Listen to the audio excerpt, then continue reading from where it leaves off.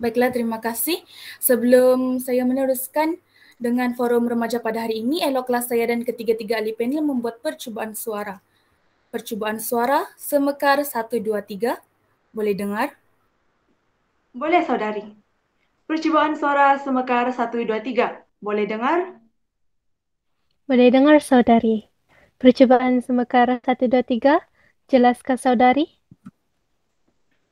Jelas, saudari. Percubaan semekar 1, 2, 3. Jelas? Jelas, saudari. Baiklah. Bismillahirrahmanirrahim. Sekalian apresiasi saya hulurkan buat ahli panel yang bijaksana. Seterusnya, hadirin hadirat warga penerus kelangsungan kemerdekaan negara. Assalamualaikum, salam warga intelektual dan salam semekar nombor 1. Alhamdulillah, bertemu kita pada hari ini dalam forum remaja kali ini yang akan mengupas satu isu kontemporari mengenai hidupan marin kian terancam. Bulat air kerana pembetung, bulat manusia kerana muafakat. Tak kenal, maka tak cinta. Kalau tak cinta, bagaimana kita hendak bersama? Justeru, eloklah saya perkenalkan tiga ahli panel pada hari ini yang pastinya mempunyai idea-idea bernas untuk dikongsi bersama. Memperkenalkan ahli panel. Panel pertama, Nur Adila binti Juhinin. Saudari, apa kabar? Syukur Alhamdulillah. Kabar baik, saudari. Alhamdulillah. Panel kedua, Ifa Nazwa binti Musli. Apa kabar, saudari? Kabar baik, saudari pengerusi. Dan panel ketiga, Nur Seha binti Serubi. Saudari di sana apa kabar? Kabar baik, saudari pengerusi. Bagaimana dengan saudari pengerusi? Syukur Alhamdulillah, saya di sini sihat-sihat sahaja, terima kasih. Dan saya, Izurin Irnazura binti Jumadi, selaku pengerusi majlis pada hari ini. Baiklah, tanpa membuang masa, eloklah kita terus kepada intipati forum kita yang akan kita bincangkan pada hari ini. Kebelakangan ini, isu pengancaman hidupan marin hangat diperkatakan di kaca televisyen dan di dada-dada akhbar. Pelbagai solusi telah cuba diadakan, seperti kempen kesedaran jangan buang sampah ke laut, anjuran komuniti pemancing tegar sandakan, PTS, serta ceramah selamatkan laut, lanjutkan survival, anjuran Free Malaysia Today, FMT.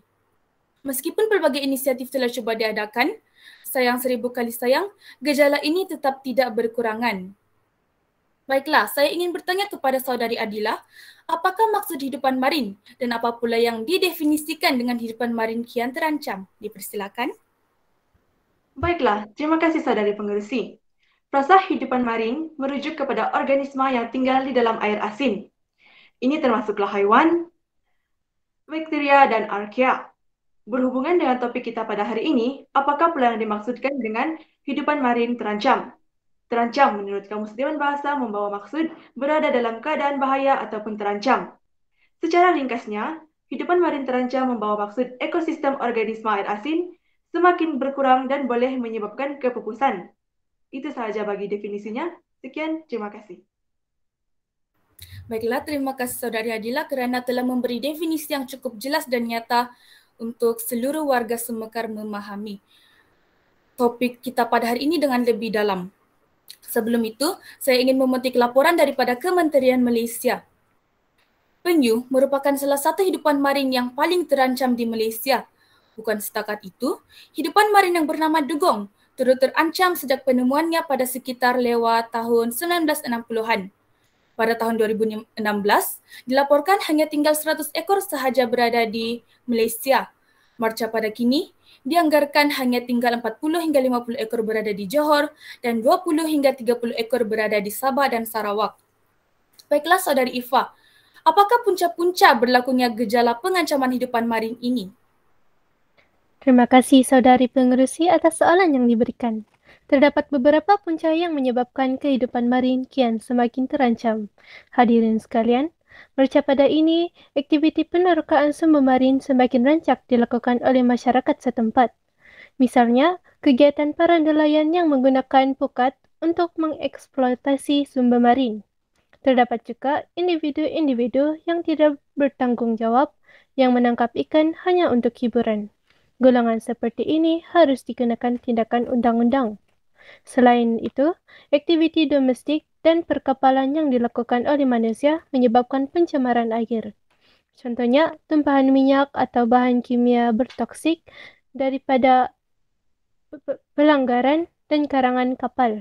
Selain daripada itu, pelepasan sisa kumbahan domestik sama ada dari kawasan perumahan atau hotel juga merupakan punca ancaman kepada hidupan marin.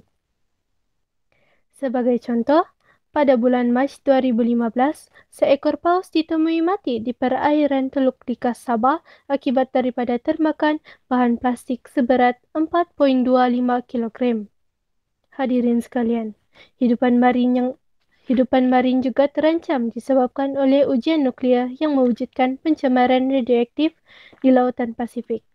Misalnya, serangan nuklear Fukushima Daiichi pada 11 Mac 2011 yang mengakibatkan pelepasan terbesar radioaktif antropogenik kepada persekitaran marin di rantau Asia Pasifik. Akhir sekali, bencana alam yang membawa perubahan seismologi dasar lautan dan menyebabkan ancaman kepada hidupan marin.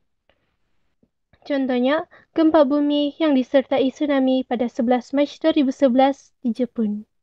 Saya rasa itu sahaja daripada saya. Baiklah, terima kasih Saudari Ifa kerana telah memberi idea yang sangat bernas sebentar tadi. Di sini jelaslah bahawa bukan setakat daripada aktiviti kelalaian manusia berlakunya pengancaman hidupan marin, namun bencana alam yang tidak dapat dikawal oleh manusia turut menjadi punca besar berlakunya gejala ini. Baiklah, seterusnya, Saudari Seha, apakah kesan-kesan yang dapat kita peroleh daripada punca-punca yang telah dihuraikan oleh Saudari Ifa sebentar tadi? Dipersilakan. Terima kasih Saudari Pengerusi.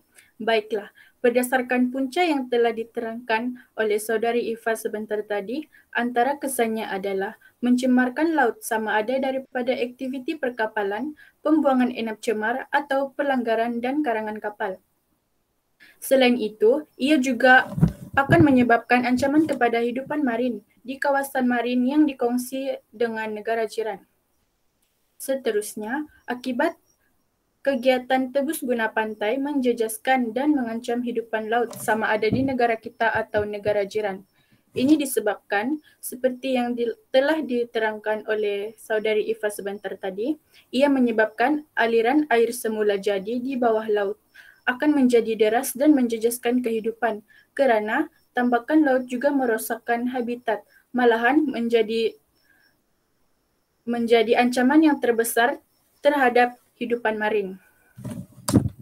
Kesan akibat perubahan seismologi dasar lautan juga menyebabkan beberapa bencana laut dan letusan gunung berapi, justru membawa kepada perubahan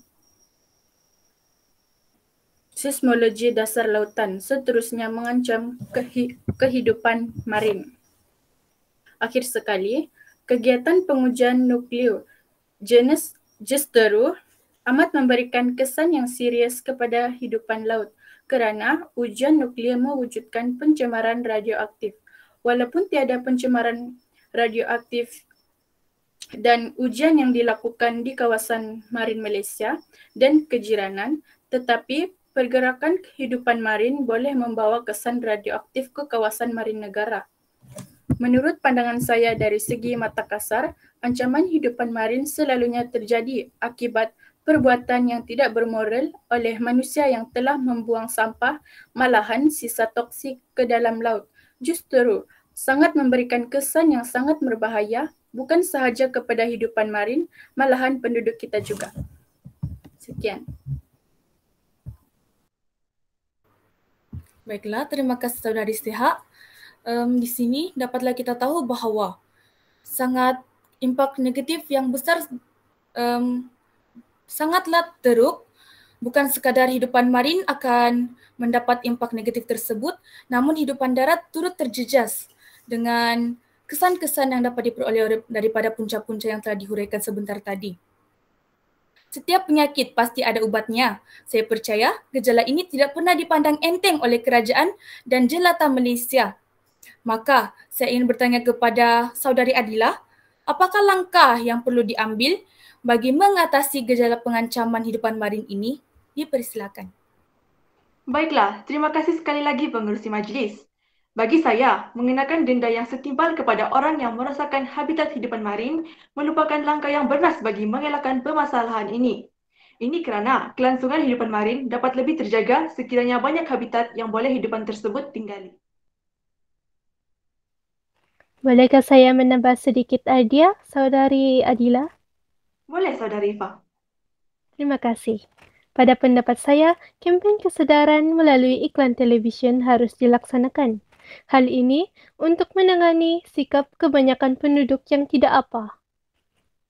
Kempen ini mengenai kesan-kesan seperti yang dihujah oleh panel ketiga Saudari Seha sebelum ini. Kita seharusnya tidak mementingkan diri sendiri dan memikirkan keadaan generasi yang akan datang yang terpaksa menanggung hasil daripada tindakan kita pada hari ini. Itu saja dari saya. Baiklah, terima kasih Saudari Adila dan Saudari Ifa. Saudari Seha, ada apa-apa Saudari hendak tambah berkaitan soalan yang telah diajukan sebentar tadi?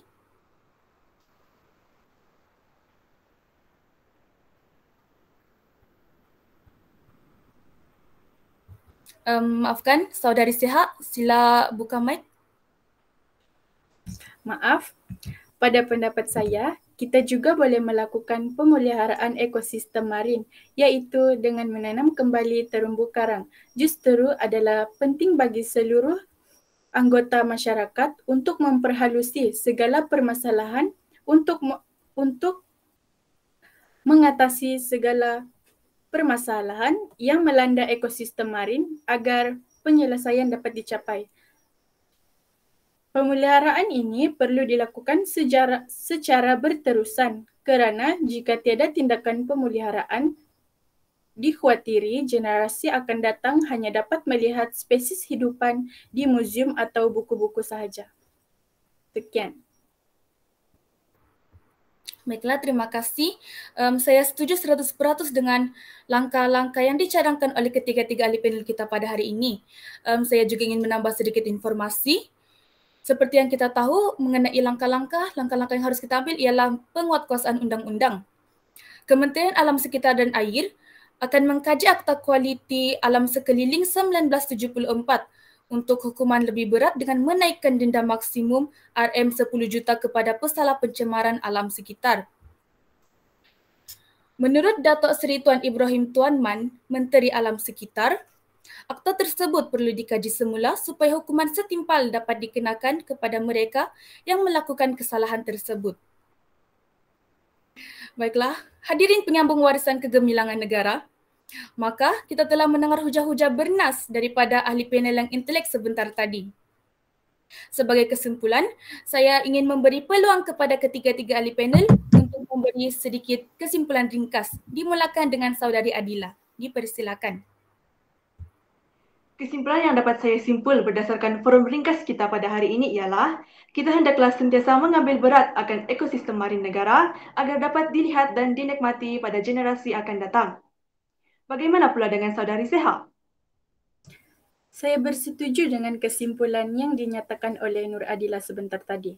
Pada pendapat saya, ancaman hidupan marin dapat dikawal jika tindakan segera dan kerjasama daripada semua pihak mampu menyelamatkan khazanah alam daripada terus berada di ambang kepupusan. Ya betul, saya setuju para saudari. Warga Dewan sekalian, jika terdapat beberapa punca yang saya kemukakan sebentar tadi, sila berhubung dengan pihak keselamatan negara di talian 999 untuk bantuan segera. Baiklah, terima kasih kepada Saudari Adila, Saudari Ifa dan Saudari Seha. Maka dengan ini berakhir sudahlah forum remaja kita pada kali ini. Saya ingin memberi sedikit kata-kata mutiara. Setiap hidupan merupakan anugerah Tuhan yang tidak ternilai, termasuklah hidupan marin dan juga hidupan darat. Semoga gejala pengancaman hidupan marin ini dapat diatasi bersama-sama dengan adanya usaha dan kerjasama daripada pihak kerajaan dan juga rakyat Malaysia. Persis kata peribahasa Melayu, hidup pokok berbuah, hidup manusia biar berjasa. Terima kasih kepada ahli panel pada hari ini. Saya mengucapkan setinggi-tinggi terima kasih kepada ketiga-tiga saudari kerana sanggup meluangkan masa bersama saya untuk menyebarkan ilmu kepada seluruh warga Semekar. Selamat bertemu lagi. Salam perpisahan. Sampai jumpa lagi. Assalamualaikum dan terima kasih.